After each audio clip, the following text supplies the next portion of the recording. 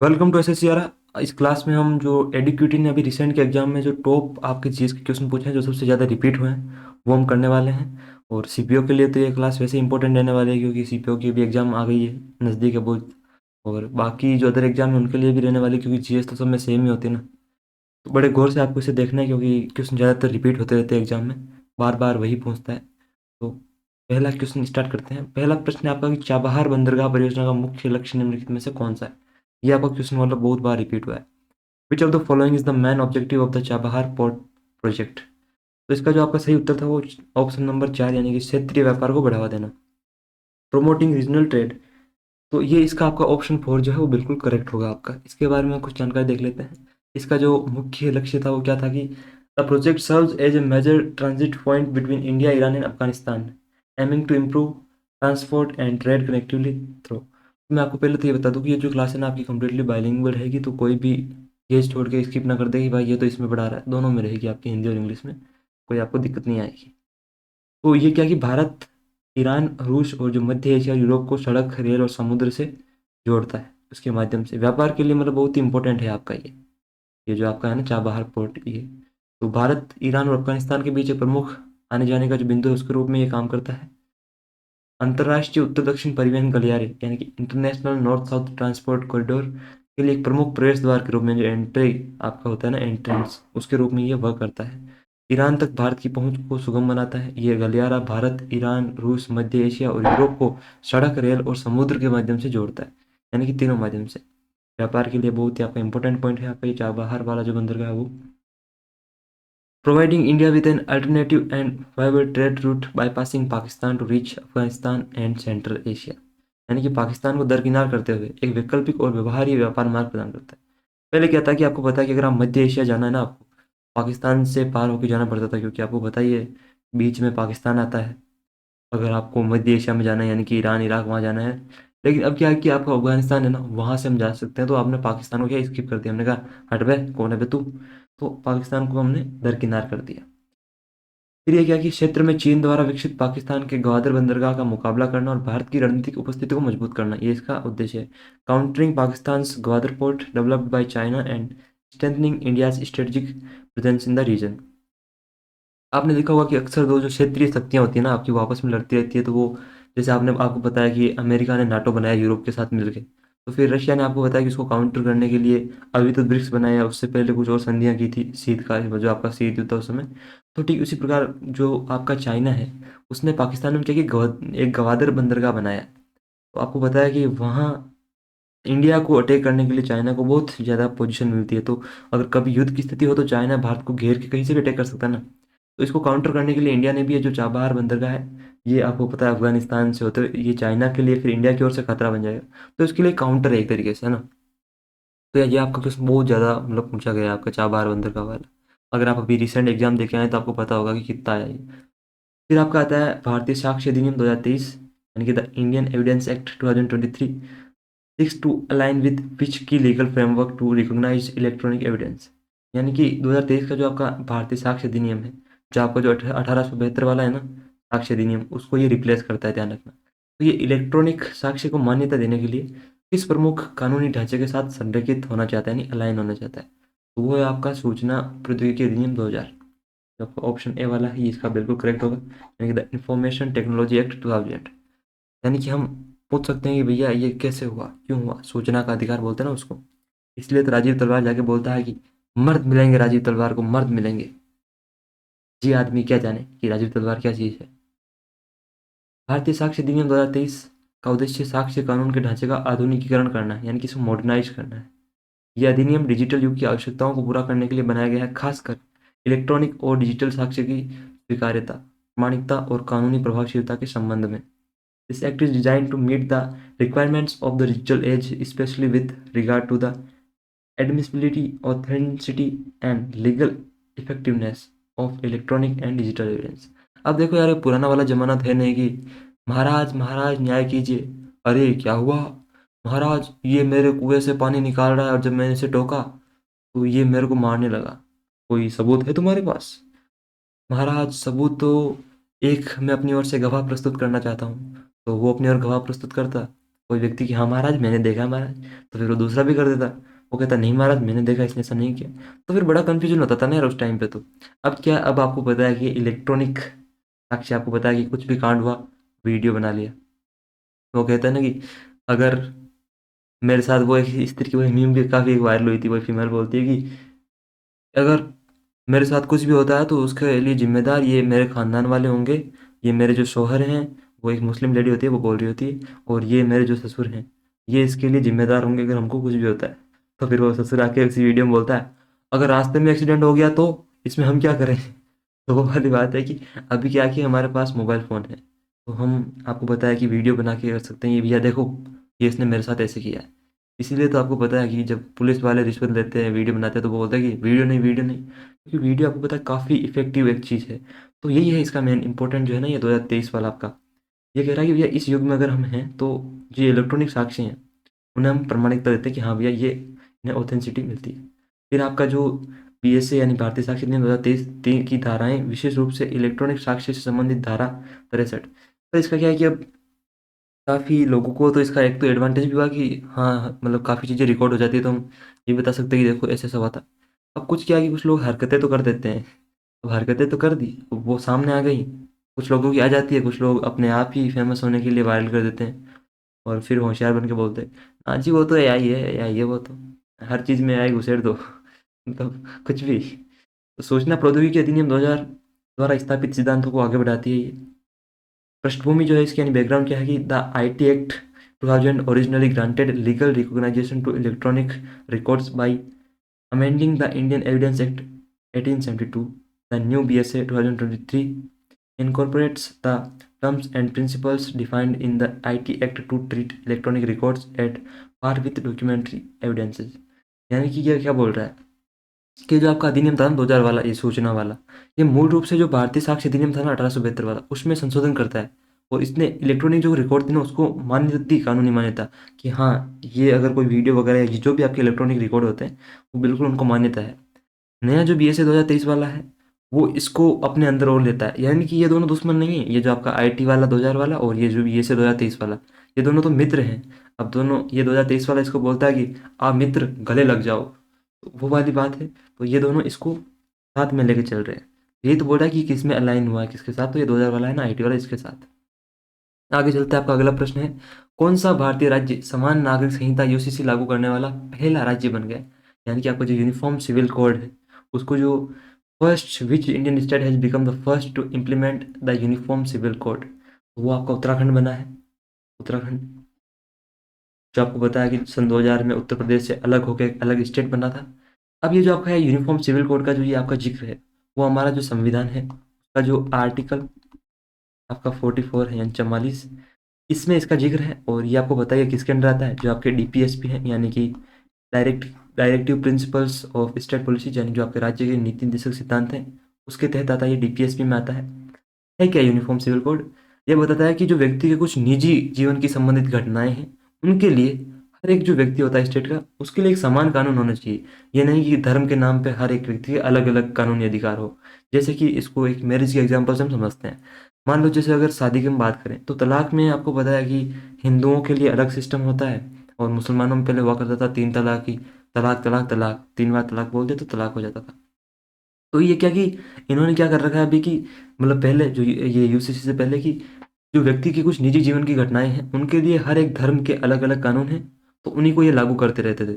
लेकिन यूसीसी बोलता है कि हर एक व्यक्ति के लिए चाहे वो किसी भी धर्म का हो, अगर वो स्टेट के अंदर रह रहा है तो उसकी जो पर्सनल लाइफ से संबंधित कुछ आपके जो रूल्स होने चाहिए वो सभी के लिए समान होनी चाहिए। स्कूल में बोलते थे ना कि सभी यूनिफॉर्म में आना सभी को, यानी कि एक समान ड्रेस में, एक समान ड्रेस में। तो सभी के लिए वही बात है कि यहाँ पे भी आपके लिए सभी के लिए एक कानून लागू होगा। तलाक होगा तो चाहे हिंदू हो, चाहे मुसलमान हो, चाहे क्रिश्चियन हो, सबके लिए एक ही प्रकार से होगा। शादी होगी तो उसके लिए भी सबसे एक प्रकार की होंगी। तो ये है आपकी यूसीसी जो आपकी 44वें अनुच्छेद में आती है संविधान के, राज्य के नीति निर्देशक सिद्धांत में आती है, और उत्तराखंड ने इसे सबसे पहले लागू किया है। स्वतंत्रता के बाद समान नागरिक संहिता को लागू करने वाला पहला भारतीय राज्य उत्तराखंड है, यानी कि आपकी जो इंडिपेंडेंस है उसके बाद। Although Goa already has the UCC in the form of the Portuguese Civil Code 1876, it was in effect नहीं 1876 नहीं, 1867 है, sorry. It was in effect before it became state with in the union of India. यानी कि गोवा में जो पुर्तगाली नागरिक संहिता है ना, 1867 वाला, वो यूसीसी से पहले से ही लागू है, लेकिन ये भारत संघ में राज्य बनने से पहले से था। यानी कि पहले आपको बताया कि गोवा जो था वो पुर्तगालियों के अधीन था, लेकिन स्वतंत्रता के बाद आपको बताया कि उत्तराखंड ने इसे लागू किया। इसलिए स्वतंत्रता के बाद इसे लागू करने वाला पहला राज्य उत्तराखंड है, और इसने इसे 2024 में लागू किया, आपका उत्तराखंड जो है उसने। अगला प्रश्न आपका चित्तौड़गढ़ के किले के बारे में है। Consider the following statements about Chittorgarh fort, जो आपको पता है कि राजस्थान में आता है, चित्तौड़गढ़ जो है राजस्थान में। मेवाड़ जो आपका वंश है वहाँ पे मेवाड़ बोलते हैं, पहले यहाँ पे योधिया वंश का राज हुआ करता था, जो आपके महाराणा प्रताप महाराणा सांगा थे उनका। तो ये मेवाड़ राजस्थान में है आपका चित्तौड़गढ़ किला। इससे आपका प्रश्न क्या बना था, इससे आपका प्रश्न बना था कि किले में विजय स्तंभ और कीर्ति स्तंभ जैसी प्रतिष्ठित संरचनाएं हैं। The fort possess iconic structures such as the Vijay Stambh and कीर्ति स्तंभ। दूसरा था कि किले के परिसर में 19 मुख्य मंदिर शामिल हैं, कि भैया इसमें जो आपके 19 मेन टेम्पल्स हैं, और इसका मुख्य द्वार जो है वो 5वीं शताब्दी में स्थापित किया गया था। ने बोला कि it's main entrance was established in the 5th century. तो इसका जो करेक्ट वाला है वो केवल फर्स्ट वाला है। हाँ, विजय स्तंभ और कीर्ति स्तंभ हैं, जो आपको बता कि जो आपके कौन थे, महाराणा कुंभा जो थे, उन्होंने बनवाए थे आपके कीर्ति स्तंभ। जो आपके सुल्तान था मांडू वाला, महमूद खिलजी, उनके ऊपर इन्होंने जीत की, गुजरात का जो महमूद बेगड़ा था उसको उन्होंने हराया, राणा कुंभा ने। और फिर विजय के उपलक्ष्य में उन्होंने कीर्ति स्तंभ बनाया, ध्यान रखना, और विजय स्तंभ भी। तो ये तो वहाँ पे है, लेकिन ये कह रहा है कि किले के परिसर में 19 मुख्य मंदिर शामिल है, तो नहीं, ये तो ज़्यादा है आपके, तो ये आपका सेकंड वाला तो रॉन्ग हो गया। तो आप देखो, इसको तो आप एलिमिनेट कर सकते हो, दो वाले को तो ना, कि हाँ दो तो आपका गया, तो अगर दो गया तो ये भी गया, क्योंकि अगर दूसरा वाला रॉन्ग है तो ये इसमें भी दूसरा आ रखा है, इसमें भी दूसरा आ रखा है। फिर आपका था कि इसका जो मुख्य प्रवेश द्वार है वो 5वीं शताब्दी में स्थापित किया गया, ऐसी कोई जानकारी नहीं है। तो आपका जो इसका करेक्ट होगा वो ऑप्शन डी होगा, यानी कि फर्स्ट वाला आपका बिल्कुल सही है इसमें। केवल कथन एक सही है, only statement one is correct because both the Vijay Stambh and the Kirti Stambh are located in the Chittorgarh fort. यानी जो चित्तौड़गढ़ का जो फोर्ट है, किला है, उसमें आपके हैं ये कीर्ति स्तंभ और विजय स्तंभ। लेकिन दूसरा दूसरा वाला जो है आपका गलत है, क्योंकि चित्तौड़गढ़ किले में 19 से अधिक मंदिर हैं। तीसरा भी आपका गलत है, क्यों? Because there is no information about the exact date of establishment of the main entrance, कि भैया कब आपका जो ये मुख्य गेट लगाया गया था उसकी कोई भी जानकारी नहीं है। एंड जो आपका चित्तौड़गढ़ का किला है, उसका जो निर्माण करवाया था वो किसने करवाया था, वो चित्रांगद मौर्य ने करवाया, चित्रांगद मौर्य ने, चित्रांगद मौर्य ने। ये आपका राजस्थान में त्रिकूट पहाड़ी पे स्थित है, और ये आपका सबसे बड़े किलों में इसका नाम आता है, जहाँ खेती भी होती है, ध्यान रखना। प्राचीन भारत में चंद्रदुर्ग मुख्य रूप से निम्नलिखित का केंद्र था। In ancient India Chandradurg was primarily a centre for, तो वो मनका बनाने के लिए, हड़प्पा सभ्यता में, आपको पता है इंडस वैली सिविलाइजेशन में मनका बनाने के लिए। ऑप्शन सी इसका बिल्कुल करेक्ट होगा। ये आपका पाकिस्तान में है, पाकिस्तान में है। यानी कि यहाँ पे मन के काफ़ी बनते थे माला जपने के लिए चंद्रदुर्ग में। तो ये मनका बनाने के लिए आपकी एक फेमस साइट थी आपकी इंडस वैली सिविलाइजेशन में। प्राचीन भारत में चंद्रदुर्ग मुख्य रूप से मनका बनाने का केंद्र था। ये एक प्रमुख औद्योगिक केंद्र था, जहां मनके बनाना, शंख काटने और धातु का काम करने जैसे शिल्प उत्पादन के लिए एक प्रभावशाली कार्यशाला थी। तो ये मतलब वहाँ पे काफ़ी अच्छे जो गहने वगैरह जो भी आपका काम होता था धातु का, वो सब शंख काटना, मनके बनाना, ये जो आपका था, ये एक बड़ी एक फेमस आपकी इंडस्ट्रियल आपका सेंटर था ये एक तरीके से। ये चंद्रदुर्ग जो है वो आपका, यहाँ कार्नेलियन जैसे मनकों का निर्माण होता था, जिनका व्यापार सुदूर स्थानों तक होता था, and traded to distant lands. काफ़ी मेसोपोटामिया वगैरह से इनका संबंध था, आपको पता ही है, क्योंकि वहाँ पे मेलुहा नाम मिलता है हड़प्पा के लिए, कि नाविकों का देश। आगे चलते हैं, नीचे दिए गए कथनों को पढ़ें और 38वें जो आपके राष्ट्रीय खेल हैं, जो आपके 38 नंबर के जो नेशनल गेम्स हुए आपके, उनके बारे में। 38वें राष्ट्रीय खेल उत्तराखंड में आयोजित किए गए हैं, तो ये तो आपका सही है। और ये राज्य के कई शहरों में आयोजित राष्ट्रीय खेलों का पहला संस्करण था, बिल्कुल। ये उत्तराखंड के कई सारी जो अलग अलग सिटीज हैं उनमें आपका आयोजित हुआ, तो इसका सी वाला बिल्कुल करेक्ट होगा आपका, ऑप्शन सी बिल्कुल correct. The correct option is both statement one and statement two are correct. The 38th national games were held in Uttarakhand and it was the first edition of the national games to be held in the state। तो ये आपके सही हैं। और 38वें जो आपके खेल हैं उत्तराखंड में आयोजन जनवरी और फरवरी में हुआ था।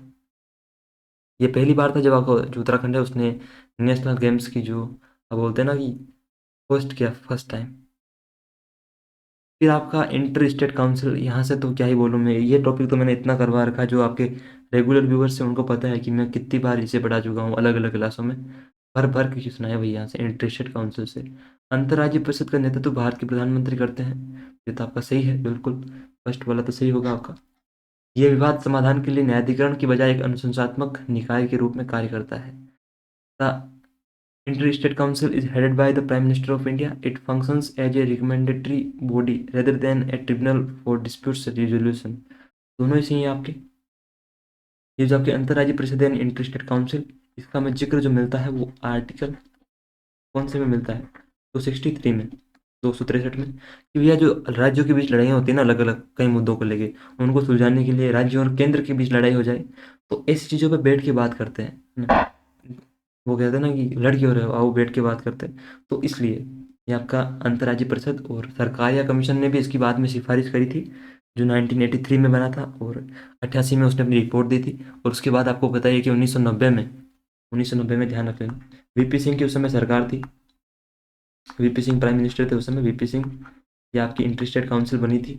और उस समय सरकारिया कमीशन जो है, यानी कि सरकारिया कमीशन की सिफारिश पे रणजीत सिंह सरकारिया, वो इसके चीफ थे, की सिफारिश, सरकारिया कमीशन की सिफारिश पे आपका ये बना। आगे चलते हैं, इसके बारे में कुछ चीज़ें ये है कि अंतर्राज्यीय परिषद का नेतृत्व भारत के प्रधानमंत्री करते हैं, ये कथन बिल्कुल भी सही है आपका। और ये जो है आपका एक परिषद एक परामर्श दाती, यानी कि ये सलाह देती है, एडवाइजर देती है, और अनुशंसात्मक निकाय है जो केंद्र और राज्यों के बीच साझा हित के मामलों पर जांच, चर्चा और सिफारिशें करती है। Recommendatory body that examines, discusses and makes recommendations on matter of common interest between the center and the states or among the states। Bharat के रामसर स्थलों के संबंध में निम्नलिखित कथनों पर विचार कीजिए। आपको पता है कि ईरान में ये रामसर आपका सम्मेलन हुआ था, उसके बाद जो आपकी आर्द्र भूमियां हैं उनके लिए 4 फरवरी को आपको पता है कि वेटलैंड्स डे मनाया जाता है, यानी कि आर्द्र भूमि दिवस जो है आपका वो मनाया जाता है, आर्द्र भूमि दिवस ये आपका मनाते हैं। दक्षिण एशिया में भारत के पास सबसे अधिक है आपके रामसर स्थल जो है, India is the largest number of Ramsar site, बिल्कुल सही है आपका। केटबुल लामजाओ विश्व का एकमात्र तैरता हुआ राष्ट्रीय उद्यान है, और ये एक राष्ट्रीय रामसर स्थल भी बिल्कुल, ये आपका जो नॉर्थ ईस्ट है वहाँ पे है, और ये आपका आपका कहते हैं ना वो तैरता हुआ, तो ये भी आपको बिल्कुल सही है, सेकंड वाला भी। भारत के सभी रामसर स्थल जो है वो तटीय क्षेत्रों में है। ये बोल रहा है कि all of India's Ramsar sites are located in coastal areas, तो ये आपका रॉन्ग हो जाएगा, क्योंकि केवला देव वाला जो भरतपुर में है वो तो नहीं है तटीय स्थानों पे, और भी काफ़ी हैं आपके जो तटीय स्थानों पे नहीं है, तो आपके फर्स्ट और सेकंड वाला बिल्कुल सही होगा इसका। दक्षिण एशिया में भारत के पास सबसे अधिक रामसर स्थल है, बिल्कुल सही है आपका, क्योंकि इंडिया के पास 80 रामसर स्थल हैं, जो दक्षिण एशिया में अन्य देशों से ज़्यादा हैं। फिर आपका जो केबुल लामजाओ वाला है वो विश्व का एकमात्र तैरता हुआ मणिपुर में है आपका, केबुल लामजाओ राष्ट्रीय उद्यान, और अपनी तैरती हुई वनस्पति जिसे हुम्डी कहा जाता है के लिए प्रसिद्ध है, और ये दुनिया का एकमात्र तैरता हुआ पार्क है। ये पार्क लोकटक झील का एक अभिन्न अंग है, जिसे 1990 में रामसर स्थल के रूप में नामित किया गया। Keibul Lamjao national park located in Manipur, it famous for its floating vegetation called Fumdi's, and it is the world's only floating park। एकमात्र तैरता हुआ आपका उद्यान है। This park is an integral part of Loktak Lake, which was designated a Ramsar site in 1990। ये आपका 1990 में बना था आपका। और भारत के जो सभी रामसर स्थल हैं वो तटीय क्षेत्रों में स्थित नहीं है, क्योंकि आपको पता है कि देश के अंदर भी हैं और तटीय क्षेत्रों में भी है, जैसे चिल्का झील है आपके उड़ीसा में, और सुंदरवन है पश्चिम बंगाल में, ये तो आपका आपको पता कोस्टल एरिया में आ जाते हैं। लेकिन केवलादेव वाला राजस्थान में, वुलर झील जम्मू कश्मीर में, लोकटक झील मणिपुर में, ये आपके इनलैंड है, यानी कि देश के अंदर है, सीमाओं के अंदर है, मतलब सीमा पे नहीं है, तट पे नहीं है, कहना समुद्र के किनारे नहीं, मतलब वो वाली बात। निम्नलिखित में से कौन सा कथन मीमकुट त्योहार में मीम के सांस्कृतिक महत्व का सबसे अच्छा वर्णन करता है, यानी कि कल्चरल सिग्निफिकेंस ऑफ मीम। ये वो वाली मीम नहीं है जो आप मीम में सुनते हैं देखते हैं ना अलग अलग प्रकार की, वो नहीं, ये मीमकुट एक अलग है, जो क्या आपका इंडिकेट करता है last harvest representing survival and love, अंतिम फसल जो अस्तित्व और प्रेम का प्रतिनिधित्व करती है, तो इसको दर्शाता है आपका मीमकुट। मीमकुट जो आपका मिजोरम का एक फेमस एग्रीकल्चर फेस्टिवल है of the Mizo community, repeated after the harvest। The word meme means the last harvest। It symbolizes the harvest that represents survival, love, and gratitude to nature, यानी कि प्रकृति को धन्यवाद देते हैं कि आपने इतनी अच्छी फसल कराई, उसके लिए हम आपके आभारी हैं। इस अवसर पर लोग अपने पूर्वजों पूर्वजों को याद रखते हैं, जो उनके एंसेस्टर हैं उनको, और अन्न का दान करते हैं, डोनेट फूड। तो ये आपका मीम गुट हो गया। त्रिपुरा की खर्ची पूजा कितने देवताओं की पूजा से संबंधित है? How many deities are worshipped in Tripura's Kharchi Puja? तो वो आपके 14 देवता जो हैं वो हैं। आपने एक चीज नोटिस की होगी कि इनमें पहले और अभी में क्या अंतर आया, जो आपकी मतलब पहले पहले टीसीएस में क्या था और अभी एडीक्यूटी में क्या है अंतर? तो अंतर ये है कि पहले देखो ऐसे पूछ लेता था, मान लो कि खर्ची पूजा कहाँ की जाती है तो हम बोलते थे त्रिपुरा में। फिर हम बोलते पूछ लेता था एनटीसीएस की मीमकुट कहाँ का, तो हम बोलते थे मिजोरम में। अब क्या पूछ रहा है, अब ये तो बताया है कि भैया कहाँ का है, कि भैया खर्ची पूजा त्रिपुरा का है, लेकिन उसके अंदर गहराई में जाके पूछ रहा है। जैसे पहले हम बोलते थे कि रऊफ कश्मीर में है तो हो गया, अब वो बोल रहा है रऊफ के बारे में एडिशनल जानकारी से पूछ लेता है कि क्या महिलाएं इसमें चारों ओर गीत गाती हुई नाचती हैं, पुरुष क्या करते हैं, अलग अलग रोल देके स्टेटमेंट बना देता है वो। तो अब हमें डिटेल में पढ़ना होगा। तो इसका आपका ऑप्शन भी आपका बिल्कुल करेक्ट होगा। ये 14 देवताओं की पूजा से संबंधित है। ये त्रिपुरा का एक फेमस आपका फेस्टिवल है। इसमें आपके जो 14 देवता होती हैं, जिनमें आपकी अर्थ भी शामिल है, उनकी पूजा की जाती है। फिर आपके मुगल आ गए। इनकी वास्तुकला से भी काफ़ी आपके प्रश्न पूछे गए हैं। Consider the following statements about Mughal architecture. ये जो आपकी मुगल आर्किटेक्चर थी, ये आपकी पर्शियन, इस्लामिक, तर्किश और जो आपकी इंडियन स्टाइल है, इन सब का एक मिक्सचर थी, जो एक अद्वितीय इंडो इस्लामिक सौंदर्य बोध का निर्माण करती है, creating a unique Indo Islamic.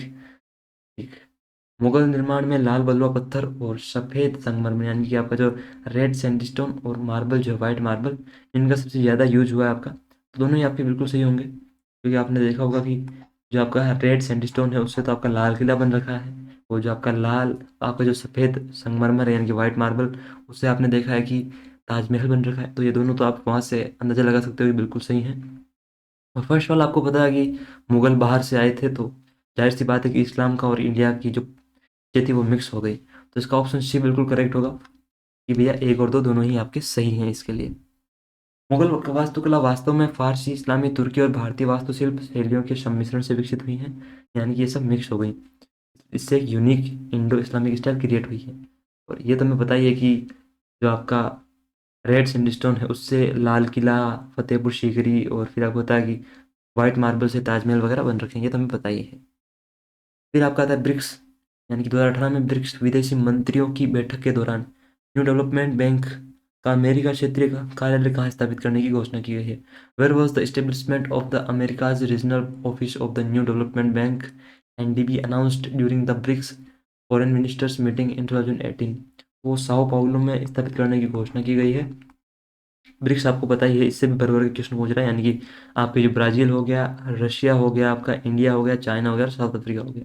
वैसे ब्रिक्स से याद आ गया, अभी व्लादिमीर पुतिन जो है आपके रूस के, वो इंडिया आ रखे हैं। तो हमारे यहाँ के जो महान लोग हैं, जो चेतनाओं के उच्चतम स्तर हैं, जिनके पास जो बुद्धिजीवी हैं, जो विश्व गुरु के, भारत को विश्व गुरु माना जाता है, उसके जो नागरिक हैं सोने के देश के, वो पुतिन की पूजा कर रहे हैं। मैंने अभी एक कहीं पहले एक वीडियो देखा था, उसमें पुतिन की फोटो लगा रखी है और उसकी पूजा कर रहे हैं, आरती उतारे। अरे भाई ऐसा मत करो।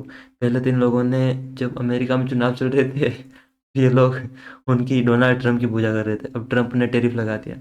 अब ऐसा मत करो, ऐसा मत करो मेरी जान, वरना कुछ नकारात्मक परिणाम देखने को मिल सकते हैं। क्या यार, किसी का इतनी पूजा करना, ये मतलब हद होती है। थोड़ा समझना चाहिए ना यार, लोगों को थोड़ा तो सेंसिबल होना चाहिए। 2018 में ब्रिक्स की विदेश मंत्रियों की बैठक के दौरान ये घोषणा की गई, यह साओ पाउलो जो है ब्राजील का, वहाँ इसे हम स्थापित करेंगे। और ये जो आपका कार्यालय है, जो आपके लेटिन अमेरिकी देश हैं, उनमें बैंक की परियोजनाओं को, यानी कि जो आपकी बैंक की जो प्रोजेक्ट्स होते हैं in Latin America countries and strengthening regional cooperation, तो इन सबको सुदृढ़ करने के लिए और वहाँ के जो क्षेत्र हैं उनमें एक मजबूत को आप अपने आप में सामंजस्य के लिए इसे स्थापित किया गया जाएगा, घोषणा की गई। भारत की जो आपकी प्रमुख अंतरिक्ष एजेंसी है, उसके नेतृत्व में किस प्रतिष्ठित वैज्ञानिक को जनवरी 2025 में एस सोमनाथ के स्थान पर इसरो का जो नया आपका चेयरमैन बनाया गया है, secretary of the department of the space in January 2025, replacing S Somnath? तो वो कौन है आपके? वो है आपके वी नारायणन। ऑप्शन सी होगा बिल्कुल करेक्ट, जो आपके नए चेयरमैन बने हैं इसरो के। आदित्य L1 जो आपका अंतरिक्ष यान है, मुख्य रूप से सूर्य के किस भाग का अध्ययन करेगा? तो ये आपका जो कोरोना है उसका option B. Corona go go corona, corona go go corona, ये वो वाला कोरोना नहीं है। ये कोरोना सूर्य की एक परत होती है उसके बारे में बात कर रहे हैं हम। तो आदित्य एल भारत का पहला सौर मिशन है जिसका उद्देश्य सूर्य के बाहरी वायुमंडल यानी कोरोना का अध्ययन करना है। आज रात 12 बजे सभी देशवासी थाली बजा के कोरोना को बाहर भगाएंगे हैं। Aditya L1 is India's first solar mission aimed at studying the sun's outer atmosphere, the corona। Corona सूर्य का अत्यंत गर्म बाहरी क्षेत्र है जिसका तापमान सतह से लाखों डिग्री सेल्सियस अधिक होती है। आदित्य जो आपका मिशन है, आदित्य आपको पता ही है कि सूर्य का पर्यायवाची होता है, तो इस नाम पे इन्होंने आदित्य रखा है। मुख्य उद्देश्य कोरोना में जो सौर हवाएं हैं और चुंबकीय क्षेत्र और सौर गतिविधियां समझना, ताकि पृथ्वी पर होने वाले जो सौर तूफानों के प्रभावों का अध्ययन किया जा सके।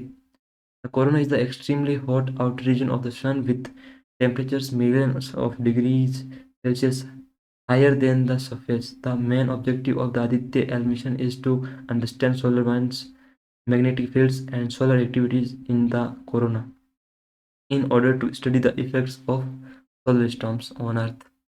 इसका अध्ययन करना है कि भैया क्या कारण है इसके पीछे। फिर आपका आता है वही BNSS यानी कि भारतीय नागरिक सुरक्षा संहिता किस पोर्टल के माध्यम से FIR तक पहुंच सुनिश्चित करता है। The Indian civil security code provides access to FIRs through which portal, तो वो आपका CCTNS के थ्रू ये पहुंच कराता है। ऑप्शन बी इसका बिल्कुल करेक्ट होगा। CCTNS यानी कि crime and criminal tracking network system. बोलते हैं ना, हेलो कौन, मैं CID से शिव प्रतिमन बात कर रहा हूँ। तो सर प्लीज़ मेरे पास आइए, मैंने किसी को मार दिया और उसका नाम क्या है वो आप बताएंगे। तो भारतीय नागरिक सुरक्षा संहिता के तहत FIR तक डिजिटल पहुंच सुनिश्चित करने के लिए केंद्रीय अपराध और कानून प्रवर्तन नेटवर्क पोर्टल का उपयोग किया जाता है। ये पोर्टल राष्ट्रीय स्तर पर पुलिस डाटा का केंद्रीकृत डेटाबेस है। The central crime and law enforcement network portal is used to provide digital access to FIRs under the Indian civil security code. तो ये हमें सारी जानकारी जो है वो इस पर राष्ट्रीय स्तर पर पुलिस डाटा का केंद्रीकृत डाटाबेस है। नागरिक ऑनलाइन FIR दर्ज करने, स्थिति ट्रैक करने और रिपोर्ट प्राप्त करने जैसी सेवाओं का लाभ ले सकते हैं।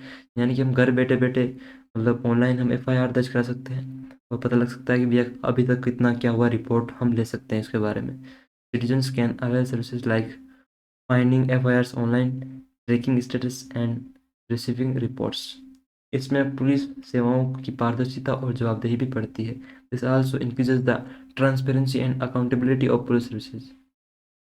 यानी कि जवाबदेही की बंदे हम बार बार पूछ सकते हैं कि हाँ सर उसका क्या हुआ। सर कहेंगे कि ज़्यादा बोला तो तेरे पे केस लगा दूंगा। निम्नलिखित में से कौन सा युग्म सरकारी योजना और उससे संबंधित नोडल मंत्रालय पर सही मिलान करता है।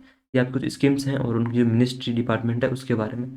तो इसका आपका केवल दो वाला बिल्कुल सही है आपका, यानी कि जो ई नाम है आपका वो मिनिस्ट्री ऑफ एग्रीकल्चर और फार्मर्स वेलफेयर वाला, ये आपका बिल्कुल करेक्ट है। बाकी सही मिलान नहीं है, तो इनके बारे में देखते हैं क्या क्या है। PM आशा जो है, this scheme belongs to the Ministry of Health, National Health Mission, not the Ministry of Consumer Affairs, hence incorrect। यानी कि ये जो योजना है आशा, ये स्वास्थ्य मंत्रालय राष्ट्रीय स्वास्थ्य मिशन से संबंधित है, उपभोक्ता मामले मंत्रालय से नहीं। तो वो कहते हैं ना कि भाई तेरे पास तो जीने की अंतिम आशा है तो हॉस्पिटल जाना चाहिए, तो ये स्वास्थ्य मंत्रालय से, उपभोक्ता मंत्रालय से नहीं है। फिर आपका इनाम यानी कि इलेक्ट्रॉनिक नेशनल एग्रीकल्चर मार्केट, तो ये आपका इनाम जो है ये कृषि और जो आपका कल्याण किसान कल्याण मंत्रालय है, यानी कि ministry of agriculture and farmers welfare, तो ये उसमें आती है। फिर आपकी PMKSY यानी प्रधानमंत्री कृषि सिंचाई योजना, ये आपकी कृषि मंत्रालय से संबंधित है, एग्रीकल्चर मिनिस्ट्री से। और जल संसाधन मंत्रालय नहीं, इसलिए गलत है आपका ये जो थर्ड वाला था वो गलत था उसमें। फिर आपकी आती है RODTEP यानी कि remission of duties and taxes on exported product, जो प्रोडक्ट है उन पे। ये योजना वाणिज्य मंत्रालय वित्त मंत्रालय के तहत नहीं बल्कि वित्त मंत्रालय के अधीन कोटा ट्रेड नीतियों से जुड़ी है, पर यह मिलान सही नहीं माना जाता। तो ये कुछ चीज़ें थी आपकी। फिर आपका पंथी नृत्य, ये भी आपका काफ़ी रिपीट हुआ छत्तीसगढ़ में। Panthi dance is associated with the followers of, तो आपके गुरु घासीदास हैं उनके साथ छत्तीसगढ़ में यहाँ का पंथी नृत्य जोड़ा जाता है उनके साथ। ये आपका छत्तीसगढ़ का प्रमुख फोक डांस है जो गुरु घासीदास और जो उनके अनुयायी हैं, फॉलोअर्स हैं, उनके द्वारा जोड़ा जाता है। गुरु घासीदास चमड़ा समाज के संत और सामाजिक सुधारक थे।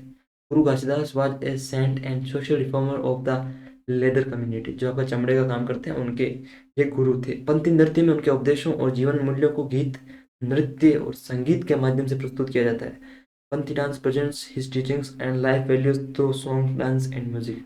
यानी कि नाचते नाचते भी हम बता सकते हैं गुरु घासीदास क्या कह रहे थे, हम जो वो बोल रहे थे उसको हम गाना गा के बता सकते हैं। जैसे कि मान लो वो कहते हैं ना, मान लो गुरु घासीदास जी ने ऐसा कहा कि 2 दिन का जीवन है, इस 2 दिन के जीवन में अपने साथ क्या ले जाओगे, यहाँ कोई घर नहीं बना पाया। तो इसको वो ऐसे बोल सकते हैं गाने में, जैसे वो राहगीर का है ना शायद, राहगीर का ही होगा मेरे हिसाब से, राहगीर का नहीं, वो उसका है क्या होता है, कबीर कैफ है कुछ उसका, उनका ना कि 2 दिन की जिंदगी वाला, 2 दिन का मेला, क्या लेके आया बंदा क्या लेके जाएगा। तो ऐसे नृत्यों के माध्यम से, गीत के माध्यम से भी बता सकते हैं। ये नृत्य विशेष रूप से सामूहिक आयोजनों और उत्सवों में किया जाता है, यानी कि जो आपकी पब्लिक गैदरिंग होती है उस टाइम पे। फिर आपकी मिष्टी पहल, वैसे मिष्टी शायद मेरे हिसाब से बंगाली में मिठाई को भी बोलते हैं।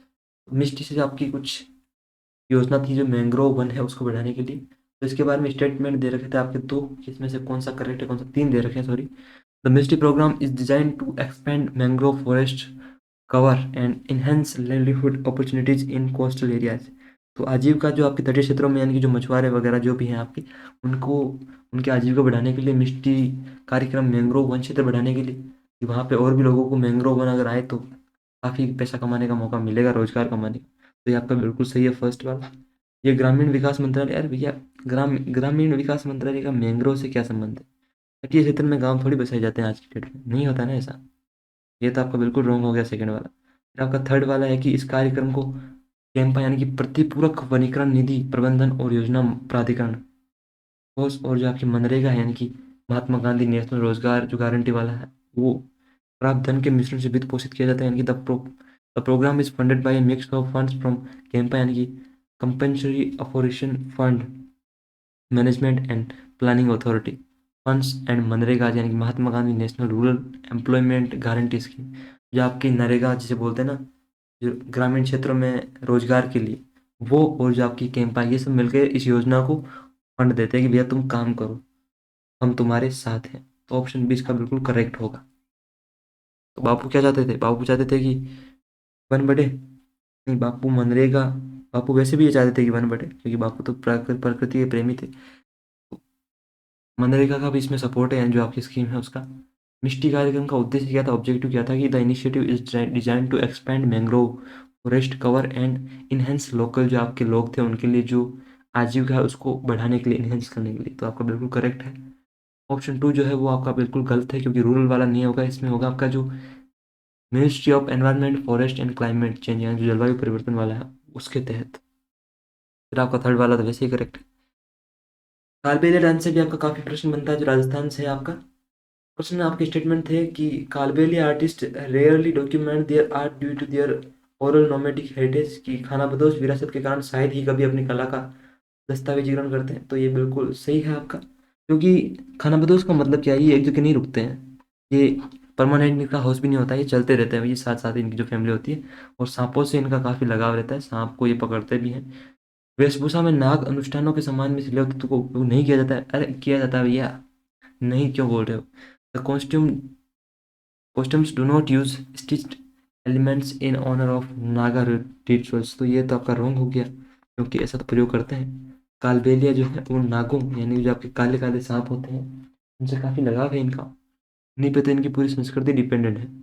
समुदाय की कला को बिना किसी लिखित आवेदन प्रक्रिया के यूनेस्को आईसीएच, यानी कि जो आपकी कल्चरल हेरिटेज वाली जो है उसमें शामिल कर लिया गया। तो ऐसा तो नहीं होता है, ये बोल रहे कि बिना कुछ लिखे, without any return application process. देखो जी, कोई भी कितने भी लोग हों, लेकिन इसमें क्या कि रिटर्न तो होता है आपका प्रोसेस यूनेस्को में। ये वाला भी रॉन्ग है आपका। और इस यूनेस्को की जो आईसीएच सूची में कब शामिल किया गया था, तो 2010 में ये शामिल किया गया था, ध्यान रखना। कालबेलिया डांस ये कहाँ का है, ये आपका राजस्थान का है। ये जो आपकी कालबेलिया जो जनजाति है, मतलब उसके जो लोग हैं, वो ऐसे करते हैं कालबेलिया नृत्य को, है ना। कालबेलिया नृत्य की बात कर रहा हूँ मैं यहाँ पे, कालबेलिया नृत्य जो है उसको, कालबेलिया डांस को। कालबेलिया कलाकार, ये तो बिल्कुल सही है फर्स्ट वाला। सेकंड वाला आपका गलत है, क्योंकि Kalbelia costumes often incorporate local culture and religious symbols, यानी कि अक्सर जो स्थानीय सांस्कृतिक और धार्मिक प्रतीकों को इसमें शामिल करते हैं। द कम्युनिटी जो है ये आपकी ये आधिकारिक आवेदन आवेदन और जो समीक्षा प्रक्रिया वो होती ही यूनेस्को में, ऐसा नहीं कि बिना किसी रिटर्न के आपने ऐसा करते, नहीं होता। तो आपका बिल्कुल करेक्ट था, आपका वो एक ही था इसमें। फिर आपका आता है धन विधेयक। यहाँ से आपका इंपॉर्टेंट क्वेश्चन बनता है कि प्रत्येक धन विधेयक एक वित्तीय विधेयक होता है। एवरी मनी बिल जो फाइनेंशियल बिल बिल्कुल होता है, ये तो आपका करेक्ट है। लेकिन प्रत्येक वित्तीय विधेयक एक धन विधेयक होता है, तो ये तो नहीं होता है। Every financial bill is money bill, नहीं। आपको किस तरह से क्यों? क्योंकि तोड़ा कुत्ता टोमी, सड़ा कुत्ता कुत्ता और तोड़ा कुत्ता टोमी, तो वो वाली बात है कि हर एक जो धन विधेयक है वो वित्तीय विधेयक होता है, लेकिन हर वित्तीय विधेयक धन विधेयक नहीं होता। क्योंकि धन से संबंधित जो अभी कर से संबंधित चीजें हैं वो सारी तो आ जाएंगी वित्तीय विधेयक में, लेकिन वित्तीय विधेयक में और भी काफी चीजें होती हैं जो धन विधेयक से रिलेटेड नहीं होती। क्योंकि धन विधेयक आपको पता है कि राज्यसभा के पास कुछ पावर नहीं होता, लेकिन वित्तीय विधेयक में राज्यसभा थोड़ा बहुत अमेंडमेंट कर सकती है, संशोधन कर सकती है, ध्यान रखना। तो ये हमें पता है कि धन विधेयक जो आपका आर्टिकल 110 है, में हमें इसके बारे में जानकारी मिलती है 110 में। इसका केवल फर्स्ट वाला आपका बिल्कुल करेक्ट है, ओनली वन।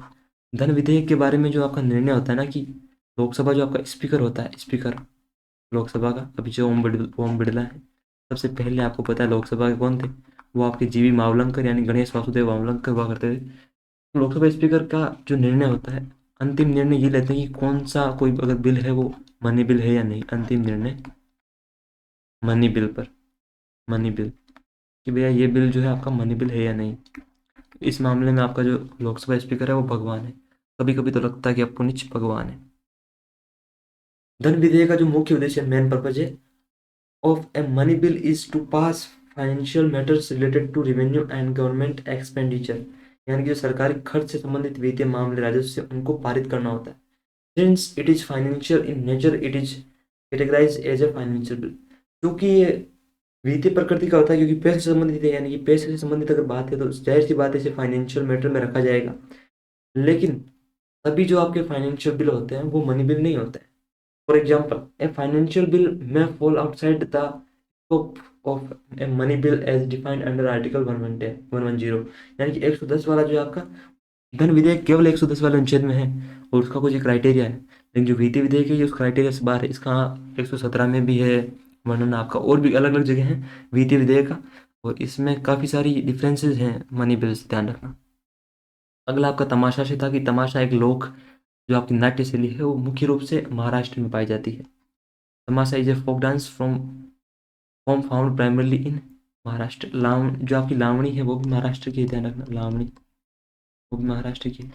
एक और है यहाँ पे गोरीचा ललिता, गोरीचा ललिता, वो भी यहीं की है, महाराष्ट्र की। तो ये महाराष्ट्र का आपका तमाशा। इसमें क्या होता है कि आपका combining music, dance, acting and dialogue, यानी कि ये सब का मिक्सचर होता है आपका, नृत्य, अभिनय और संवाद का। ये मनोरंजन का पारंपरिक माध्यम है, traditional form of entertainment, particularly associated with Marathi culture, यानी कि मराठी संस्कृति से जुड़ा हुआ है। अगला प्रश्न था कि किस योजना ने न्यूनतम आवश्यकता कार्यक्रम शुरू किया? Which plan launched the minimum needs program? तो वो आपकी पांचवी जो आपकी 5 ईयर प्लान थी, यानी कि पंचवर्षीय योजना, उसने पंचवर्षीय योजना, उस टाइम आपको पता है कि इंदिरा गांधी पीएम हुआ करती थी, तो उस टाइम की बात है ये। पांचवी पंचवर्षीय योजना ने न्यूनतम आवश्यकता कार्यक्रम शुरू किया, जिसका उद्देश्य लोगों को बुनियादी न्यूनतम जरूरतों को पूरा करना था। Launched the minimum needs program which aimed to meet the basic minimum needs of the people, यानी जो बेसिक चीजें, जैसे मान लो कि कपड़े होने चाहिए शरीर पे, खाने को मिलना चाहिए, है ना।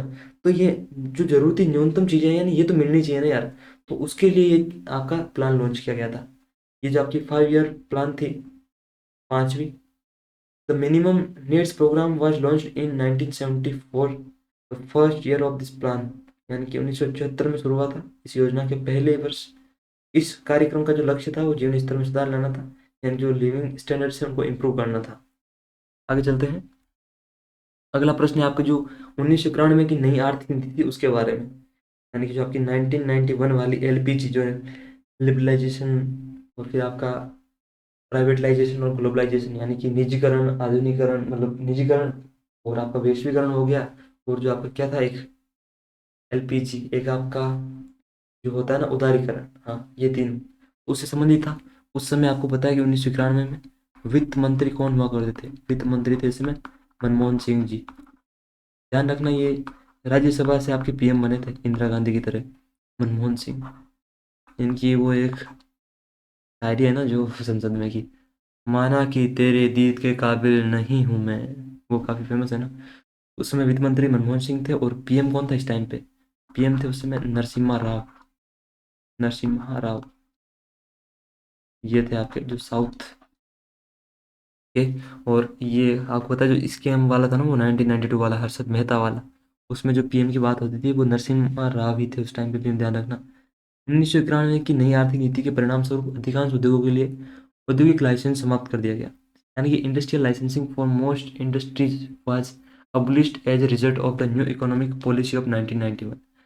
तो ये करा क्यों गया था, पहले तो इसको देख लेते हैं ना हम एलपीजी में। क्योंकि देखो लाइसेंसिंग में क्या होता है कि ज़्यादातर चीज़ें जो हैं वो एक, मतलब हर एक को मौका नहीं मिलता। अगर लाइसेंस है, हर चीज़ के लिए लाइसेंस चाहिए, तो फिर लोग इन्वेस्ट कैसे करेंगे बाहर से भी जो भी हैं, क्योंकि हर एक चीज़ में तो आप लाइसेंस की डिमांड करेंगे, लाइसेंस लाओ। लाइसेंस के लिए भी आपको होता है यहाँ वहाँ धक्के खाओ, और पहले ही कोई लेके बैठा है तो कंपटीशन वगैरह वही रहता है ना।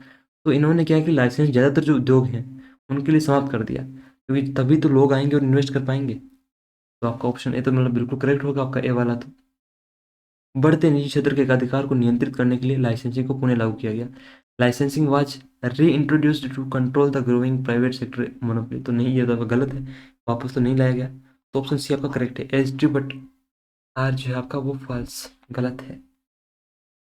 The statement that industrial licensing was abolished for most industries as a result of the new economic policy of 1991 is true.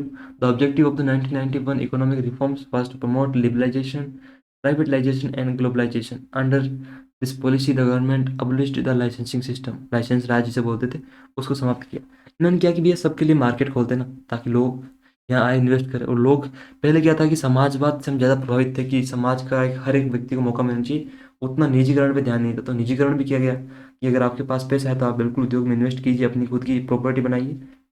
और जो लाइसेंस राज था उसको समाप्त कर दिया, ताकि नौकरशाही की बाधाएं कम हो सके और उद्योगों को बढ़ने का मौका मिल सके, ग्रो करने का मौका मिले।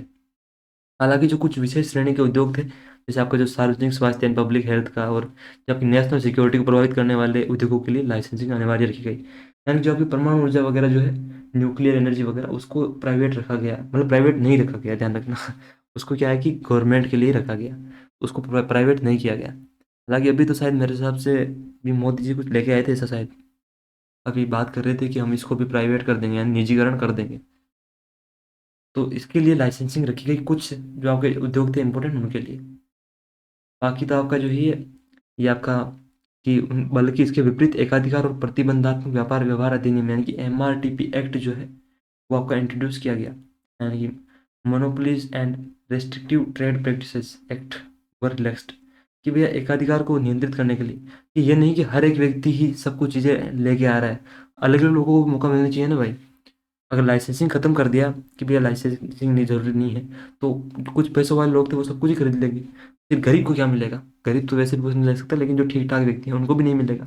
तो ये आपका एमआरटी एक्ट लाया गया कि एक व्यक्ति ज़्यादा भी नहीं कर सकता आपका, है ना, इसको नियंत्रित करने के लिए।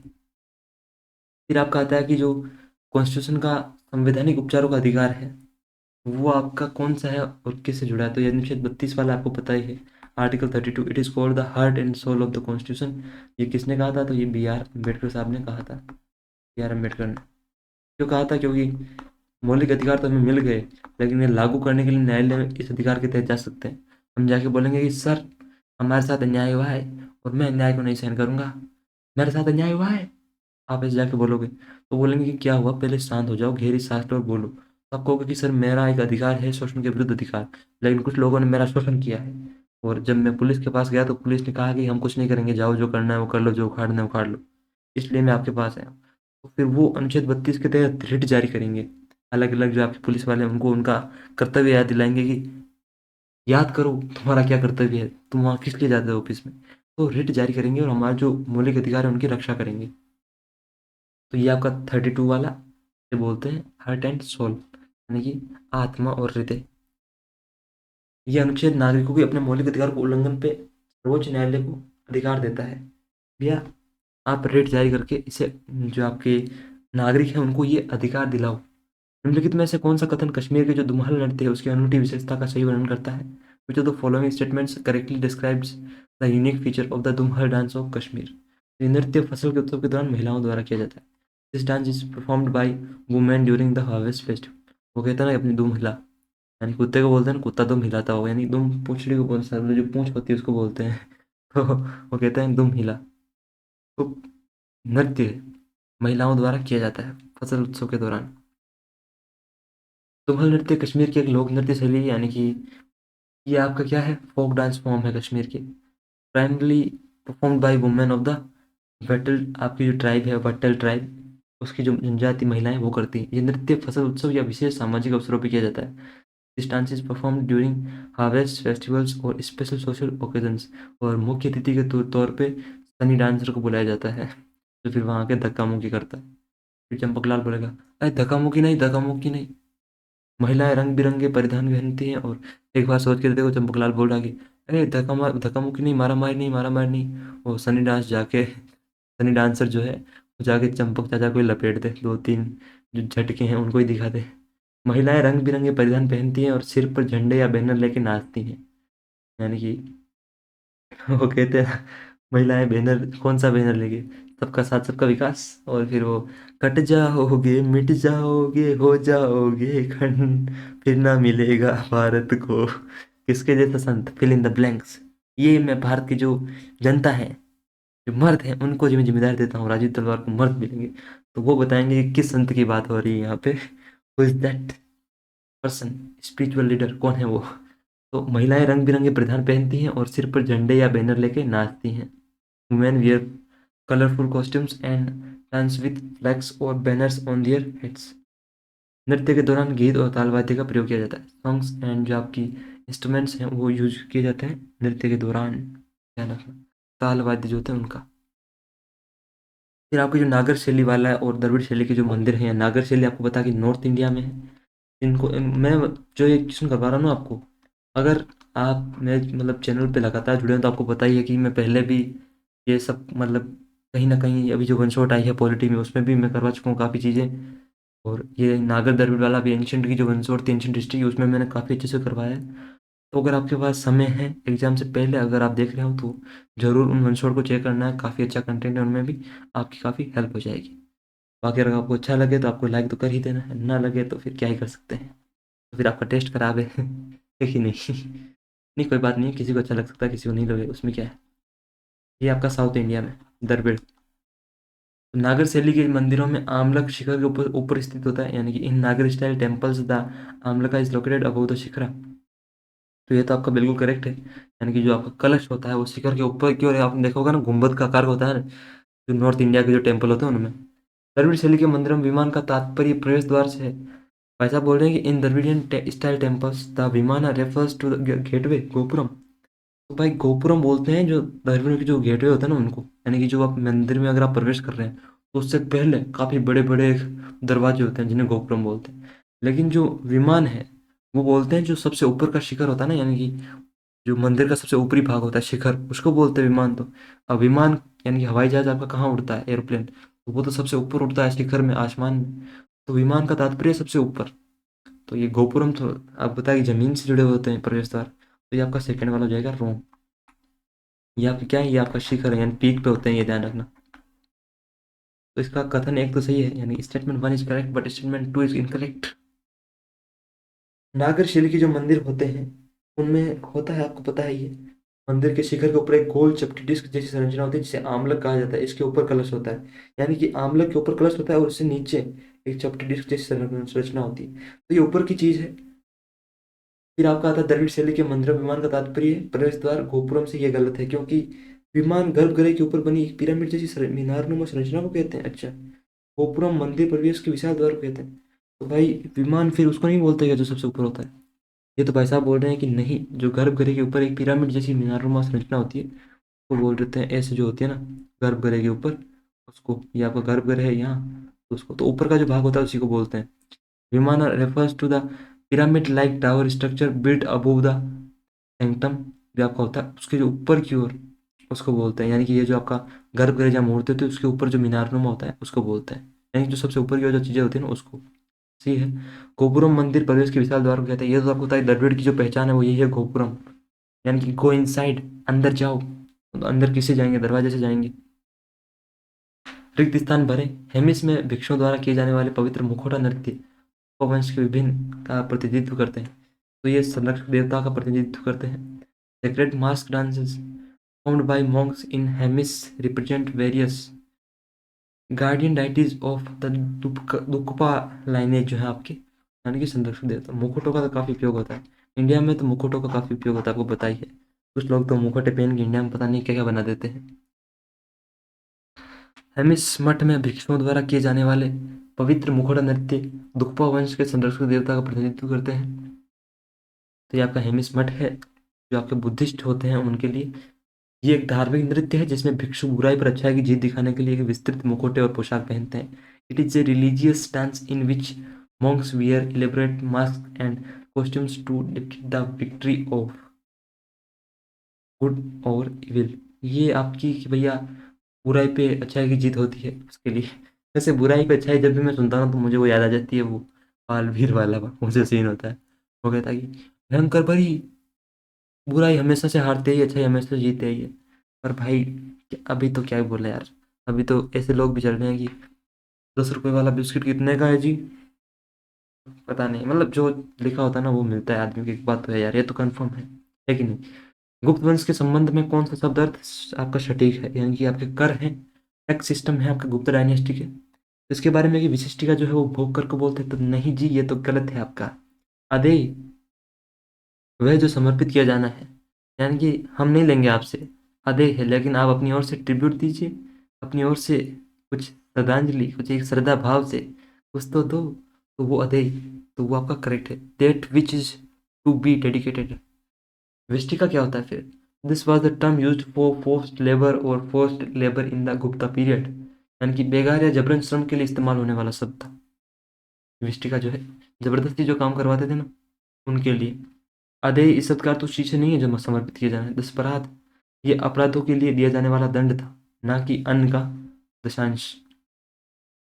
भाग जो है ये गुप्त काल में राजा को दिया जाने वाला एक कर था, जो उपज का एक हिस्सा था, यानी कि एक एक चौथाई आप बोल सकते हैं जिसको, ये राजस्व का एक चौथाई या एक का जो 1/6 है उसको ये रिप्रेजेंट करता है। निम्नलिखित में से कौन सा राज्य 15वीं शताब्दी के दौरान सिसोदिया राजवंश के अधीन था? तो वो आपका मेवाड़ था, राजस्थान में है।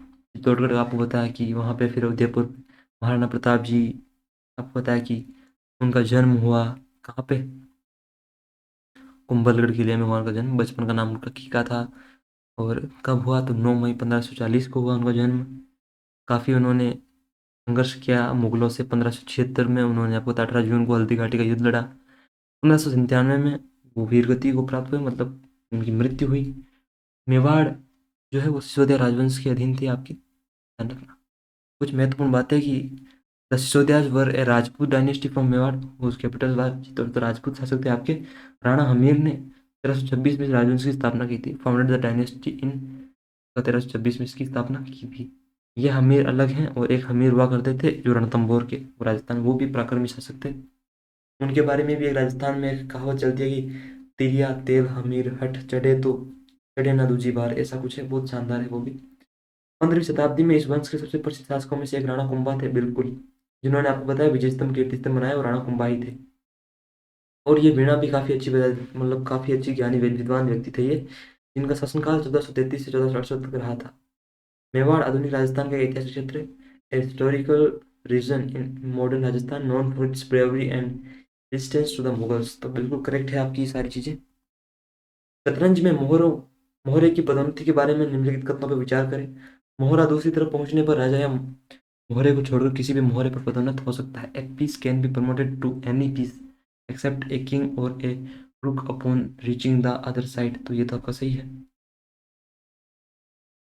यानी कि अगर आपने कभी चेस वाला गेम खेला है, तो अगर मोहरा यहाँ है और सीमा पे, और यहाँ दूसरी मतलब दूसरी साइड की सीमा है, तो ये कैसे भी करके यहाँ वहाँ जाके अगर यहाँ पहुँच जाता है, तो वो एक मोहरा तो बनेगा नहीं, क्योंकि मोहरा तो पहले ही था, और एक राजा नहीं बन सकता। उसके अलावा कुछ भी बन सकता है, मतलब एनी पीस, यानी कि किंग और रूक के अलावा कुछ भी बन सकता है, आपका ध्यान रखना। फिर आपका मोहरे केवल पहले से पकड़े गए मोहरों पर ही पदोन्नत हो सकते हैं। A piece can only be promoted to a previously captured piece. तो ये आपका बिल्कुल गलत है, क्योंकि इसमें केवल एक वाला ही सही होगा आपका। शतरंज में एक मोहरा दूसरी तरफ पूछने पर राजा या अपने ही एक अन्य मोहरे को छोड़कर किसी प्रोग्राम में परिणत हो सकता है। In chess a pawn can promote to any piece except the king और another of its own piece upon reaching the other side. Promotion is not limited to already captured pieces. You can promote to a queen, rook, bishop, or knight, even if your other queens are still on the board.